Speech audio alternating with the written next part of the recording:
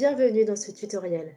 Je m'appelle Cécile Bachou et je travaille au GICPER, qui est un organisme fondé sous l'égide de France Chimie. Ce tutoriel a pour objectif de vous faire découvrir la rubrique ICPE 1510, ses enjeux et son périmètre d'application. Alors, relevez-vous ou non de la rubrique ICPE 1510 pour votre ou vos entrepôts? Pour le savoir, je vous invite à suivre ce tutoriel.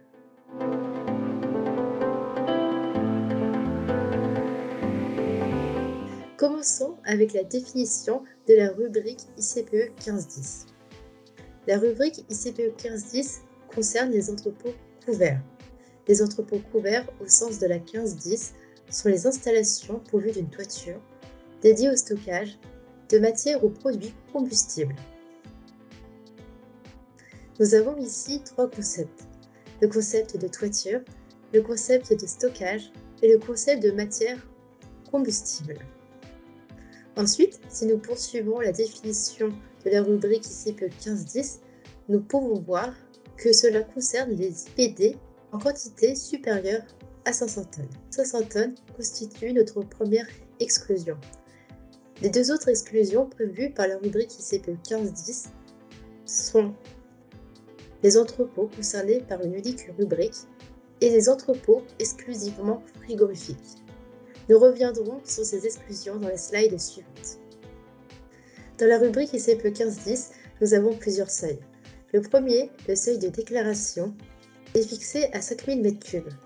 Le deuxième, d'enregistrement, à 50 000 m3. Et le troisième et le dernier, d'autorisation, à 900 000 m3 de volume d'entrepôt. Pour les installations nouvelles qui sont soumises à évaluation environnementale systématique, ces installations sont automatiquement classées en autorisation. Attention, pour le classement ICPE 1510, vous devez le réaliser à l'échelle de votre site et non l'échelle de chacun de vos entrepôts pris un par un à part. Commençons avec le premier concept, le concept de notion de toiture.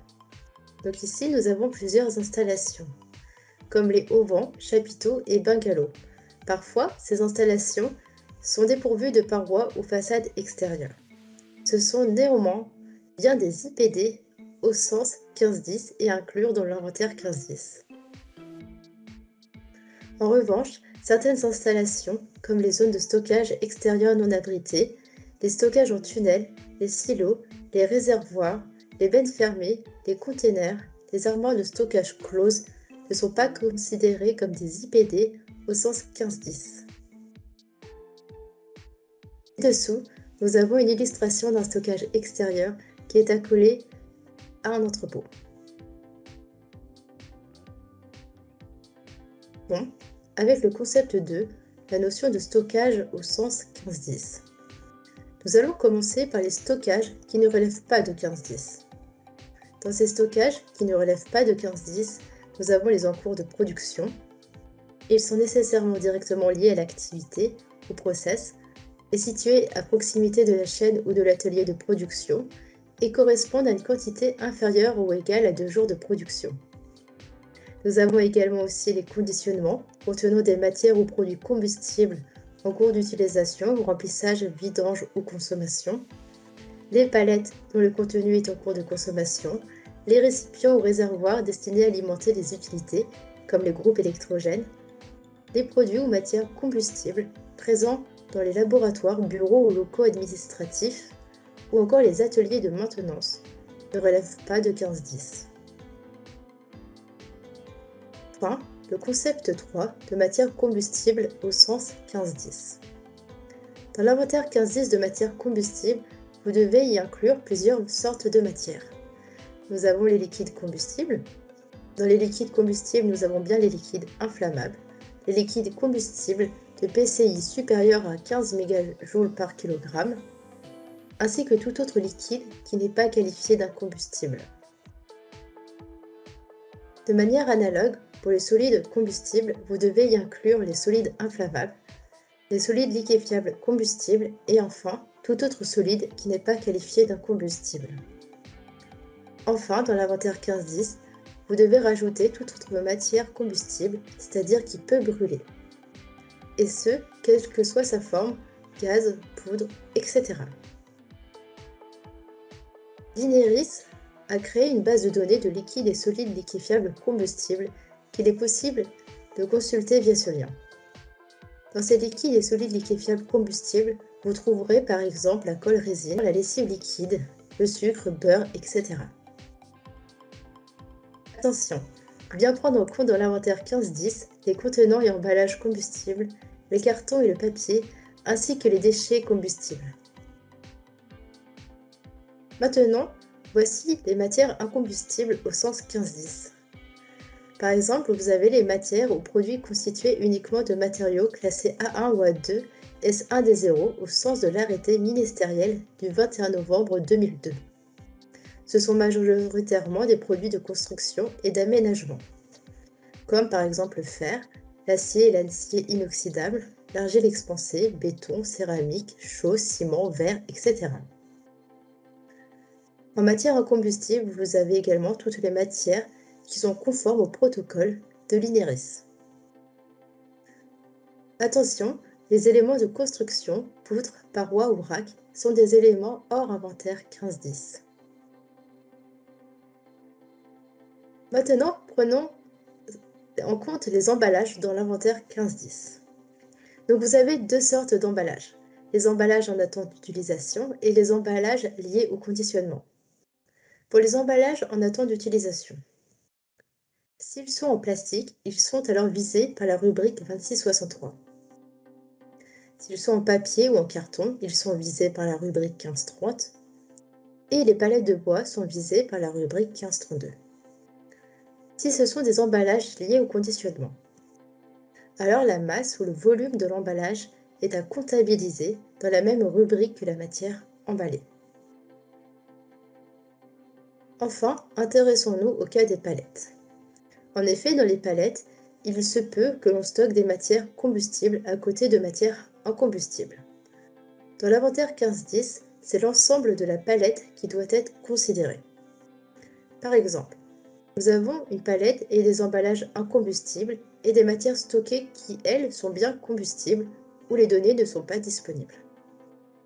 Si vous avez un test disponible selon le protocole INERIS et que ce test conclut sur le caractère incombustible de votre palette, alors c'est la masse totale de la palette qui est considérée comme incombustible.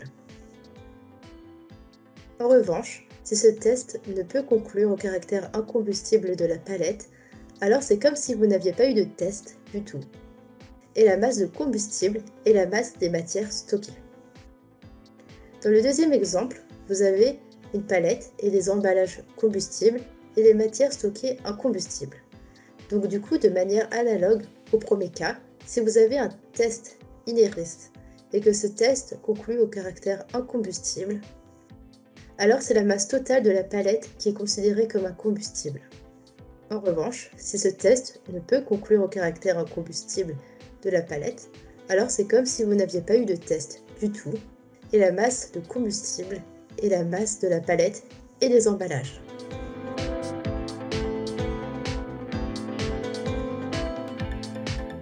Le groupe d'IPD est un ensemble d'IPD distantes entre elles d'une distance inférieure à 40 mètres. Si vous regardez l'exemple sur la partie droite de votre ordinateur, vous pouvez voir un site industriel qui dispose de 11 IPD.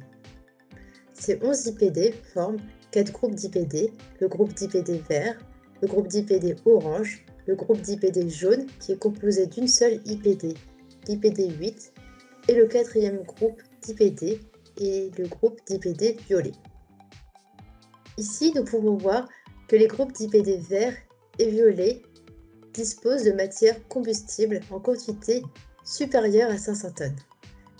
Ces deux groupes d'IPD sont donc à inclure dans le périmètre 1510. En revanche, les groupes d'IPD orange et jaune stockent une quantité de matière combustible inférieure à 500 tonnes, ils sont donc à exclure du périmètre 1510. J'attire votre attention sur le fait que si un site ne dispose que d'une seule IPD, alors il ne dispose que d'un groupe d'IPD de façon analogue à l'IPD8 qui forme un groupe d'IPD à elle toute seule. Passons maintenant à une configuration d'entrepôt plus complexe, les entrepôts mixtes.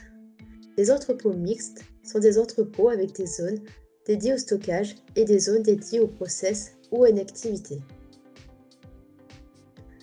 Une cellule de stockage est une partie d'un entrepôt compartimenté, séparé des cellules voisines par un dispositif au moins REU 120 et destiné au stockage. Dans les exemples suivants, les cellules 1 et 2 stockent des matières combustibles.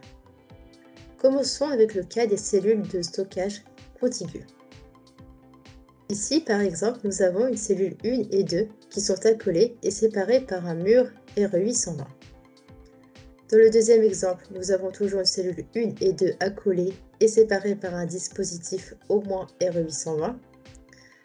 Ici, dans ces deux exemples, les cellules 1 et 2 sont contiguës et donc forment un groupe d'IPD. Prenons maintenant le cas des cellules sous un même système de couverture cohérent. Ici, la cellule 1, la zone process et la cellule 2 sont sous un même système de couverture cohérent. Et comme elles sont sous un même système de couverture cohérent, alors le critère des 40 mètres ne s'applique pas et les cellules 1 et 2 forment un groupe d'IPD. Le volume de classement 15-10 est alors le suivant à prendre en compte, le volume de la cellule 1 plus le volume de la cellule 2. Continuons avec un cas des zones de stockage attenantes à des zones process. Nous avons ici une cellule 1 et une cellule 2 compartimentées par un mur R820, distance entre elles d'une distance supérieure ou égale à 40 mètres avec une zone process entre les deux. Dans le deuxième exemple, le cas est similaire au premier, sauf que la zone process et la cellule 2 sont sous un même système de couverture cohérent. Dans les deux cas, le critère des 40 mètres s'applique et les cellules 1 et 2 forment deux groupes d'IPD. Ici, dans ce troisième exemple, nous avons un cas similaire au premier, sauf que la cellule 2 est séparée de la zone process par une porte coupe-feu à fermeture automatique, et idem pour le quatrième exemple. Ces quatre exemples, nous avons le cas des cellules 1 et 2 qui forment deux groupes d'IPD. Passons maintenant à un dernier cas.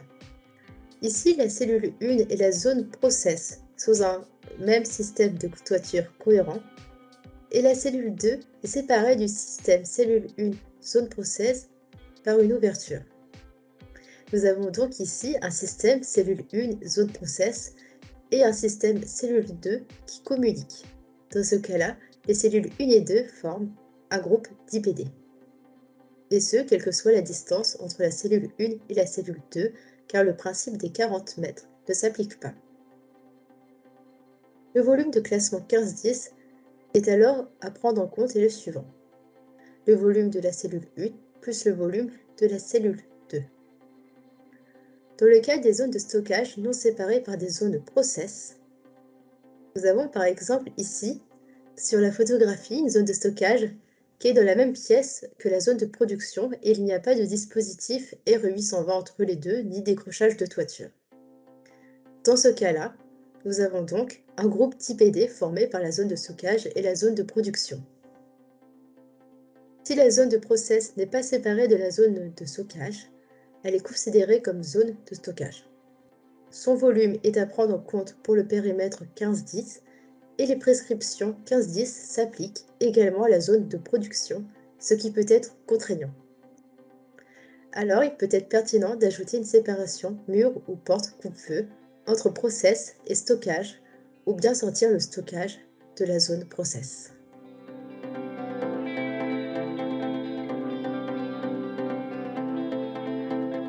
Le classement ICPE des entrepôts couverts suit cette logique. On commence par recenser les IPD.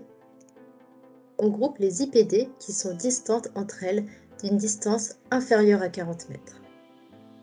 Une fois les groupes d'IPD formés, on va s'intéresser à la quantité de matière stockée à l'intérieur de ces groupes d'IPD.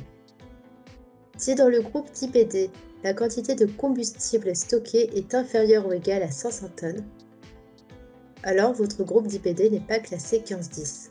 Il peut être classé selon d'autres rubriques, le cas échéant. La deuxième exclusion est l'exclusion des entrepôts exclusivement frigorifiques. Si le groupe d'IPD a une cellule frigorifique et que la quantité des autres matières combustibles est inférieure ou égale à 500 tonnes, alors votre groupe d'IPD n'est pas classé 15-10, il relève de la rubrique 15-11 et ou d'autres rubriques, le cas échéant. Enfin, la troisième et dernière exclusion est l'exclusion des entrepôts rubrique unique. Si le groupe d'IPD est classable sous une rubrique unique et que la quantité des autres matières combustibles est inférieure ou égale à 500 tonnes, alors votre groupe d'IPD n'est pas classé 15-10, il est classé selon cette rubrique unique et peut être classé selon d'autres rubriques le cas échéant.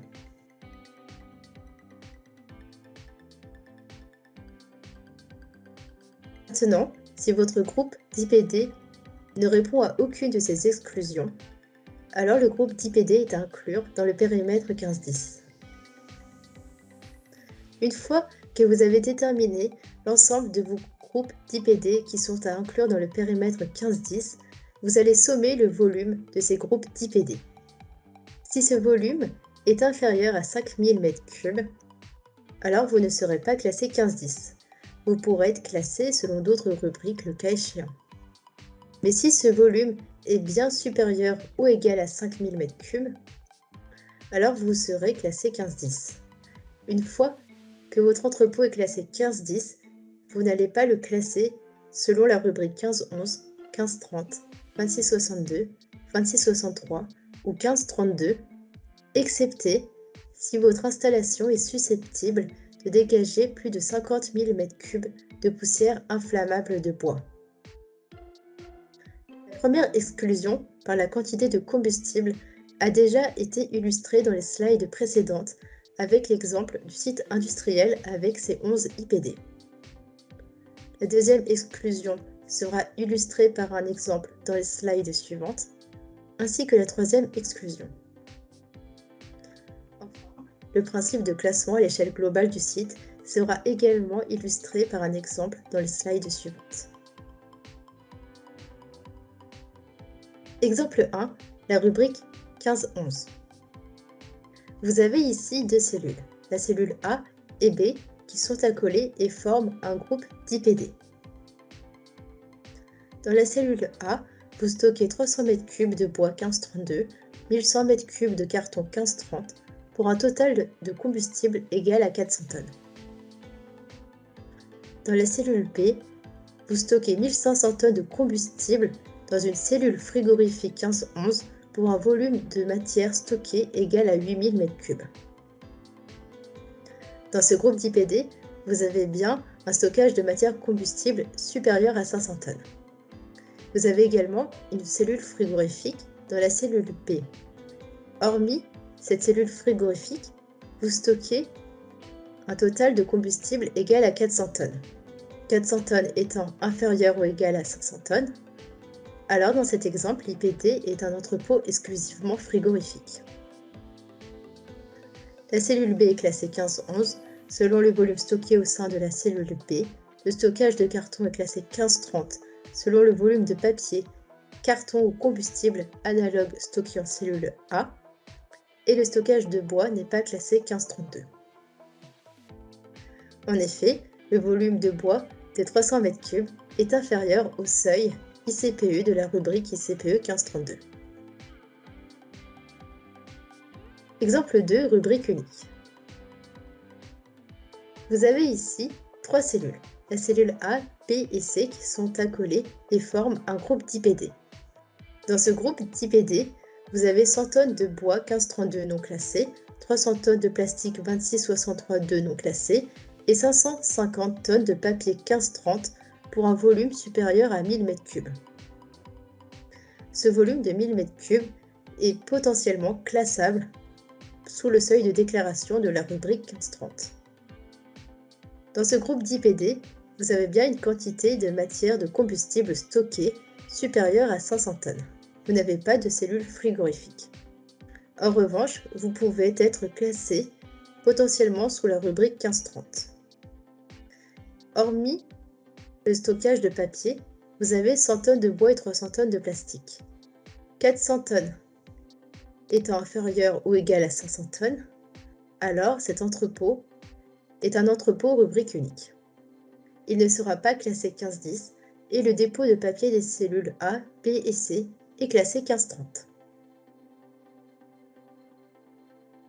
Dans le dernier exemple, vous aurez l'exemple d'un classement global. Ici, vous avez deux cellules, la cellule A et B, qui sont accolées et forment un groupe d'IPD. Dans la cellule A, vous avez 900 m3 de bois 1532, 600 tonnes de combustible pour un volume de cellules égal à 1500 m3. Dans la cellule B, vous avez des combustibles assimilés à la rubrique 1510 pour une quantité supérieure à 500 tonnes. Le volume de la cellule B est de 4800 m3. Dans ce groupe d'IPD, vous avez bien un stockage de matière supérieur à 500 tonnes. Vous n'avez pas de cellules frigorifiques. Hormis le stockage de combustible de bois 1532, vous avez un stockage de combustible supérieur à 500 tonnes. Vous ne répondez donc à la définition de rubrique unique. Ici, nous avons donc un groupe d'IPD qui est inclus dans le périmètre pouvant conduire au classement ICPE 1510. Ici, si nous prenons le volume des cellules pris à part, 1500 m3 et 4800 m3, ces volumes sont inférieurs à 5000 m3. Et le volume cumulé du groupe d'IPD est égal à 1500 plus 4800, ceci étant supérieur à 5000 m3, alors dans cet exemple, l'IPD est classé 1510, selon le volume des cellules A plus B. Puisque vous êtes classé 1510, vous ne serez pas classé 1532. En effet, la démarche générale est de supprimer les doubles classements entre la rubrique 1510 et les rubriques 1511, 1530, 2662, 2663 et 1532-2. La 1532-1 impose un double classement systématique lorsque l'installation est susceptible de dégager des poussières inflammables dont le volume susceptible d'être stocké est supérieur à 50 000 m3.